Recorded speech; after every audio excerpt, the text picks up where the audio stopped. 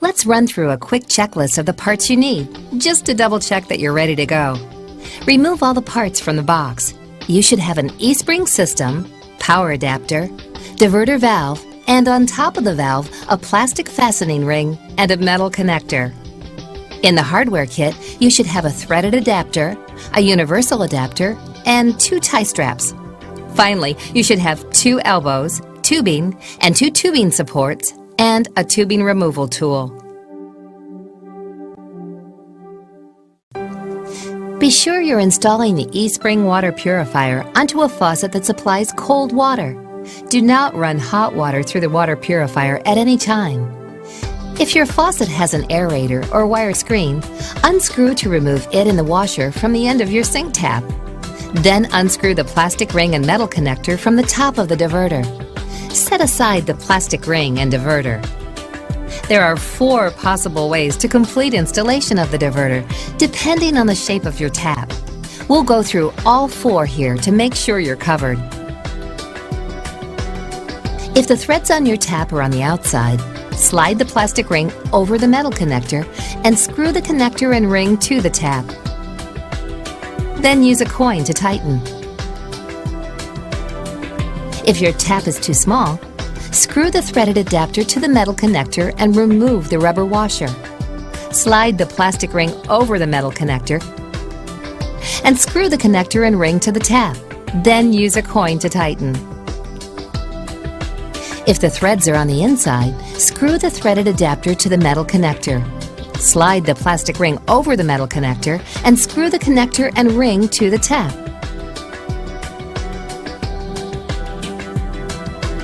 Then use a coin to tighten. If your tap doesn't have threads, then you'll need to install the universal adapter.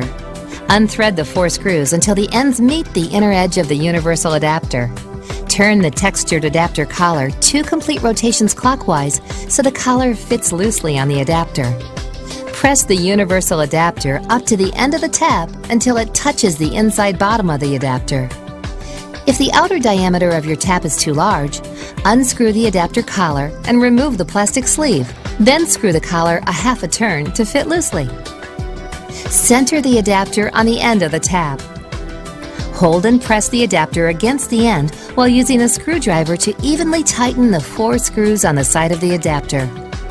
Once the adapter is secure, turn the collar counterclockwise until tight.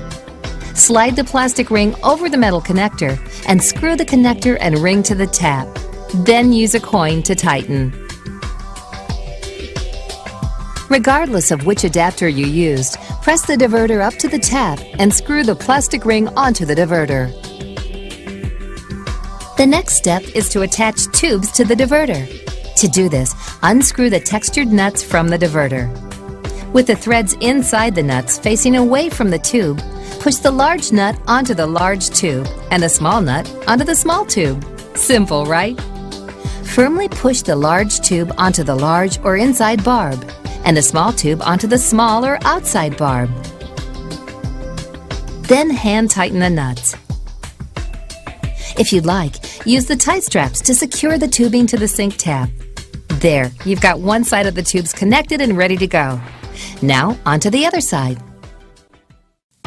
Place the unit where you'd like it on the counter, where it's close enough for the tubes to stretch from the tap to the unit and the power adapter from the unit can plug into an outlet.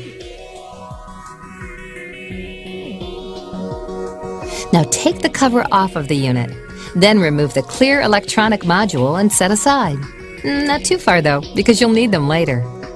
If the tubes are too long, you may use a sharp knife to shorten them by cutting the tubes at the same length where the tubes are not bonded together. The easiest way to find a spot is by gently pulling the tubes apart to find where they separate. Be sure to cut a very straight line so the ends of the tubes are flat. Okay, if you've avoided using your owner's manual up until this point, you have to break your record here. You'll need to find the tubing template in the manual.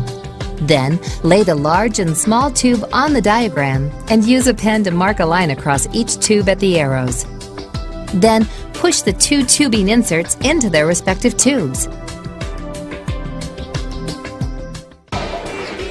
Insert the large and small elbow into their respective locations on the unit. You'll feel resistance, but keep inserting it until you meet the line or it's hidden from view. Now simply insert each tube into the proper elbows. Again, you'll feel resistance, but keep inserting until you meet the line or it's hidden from view. The water will flow from the diverter according to the position on the handle on the diverter. The first icon position produces a shower of untreated water. The second icon position produces a straight stream of untreated water. The third icon position produces a straight stream of eSpring treated water. Now you're ready for water to flow through the unit. Turn on the cold water tap and switch the handle to the treated water position. Allow a few moments for the water to flow from the tap. At first, the water may have air pockets and look dark, but don't worry, your water will be clear and clean in 5 to 15 minutes. Check all of the places where the tubes and elbows are connected to make sure there's no water leaking or bubbling. If there are leaks, refer to the troubleshooting section of your manual.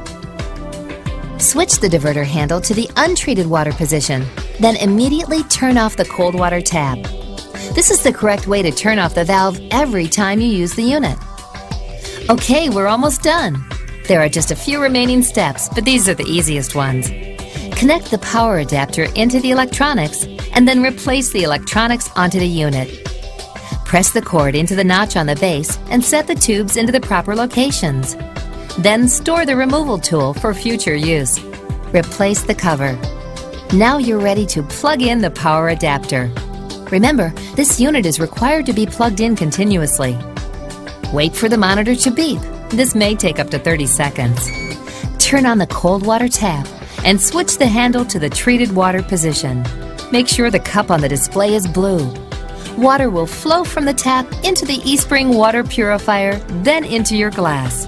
The eSpring water purifier is going to take care of you, but it needs some of your attention too. Always monitor the UV carbon cartridge life. The unit will signal you when it's time to order a new cartridge, and then again when it's time to replace it. The last bar will start flashing and beep once when treated water flows, letting you know that you have less than 10% of cartridge life remaining. This should leave you plenty of time to order a new cartridge. When it's time to replace the cartridge, the Replace Cartridge text will appear in red. The cartridge light will be flashing, and when treated water flows, the unit will beep continuously. Every 2 years, you'll need to replace your diverter and tubing. But don't worry, that won't be for quite a while. So for now, just enjoy drinking plenty of eSpring water. Congratulations, you did it!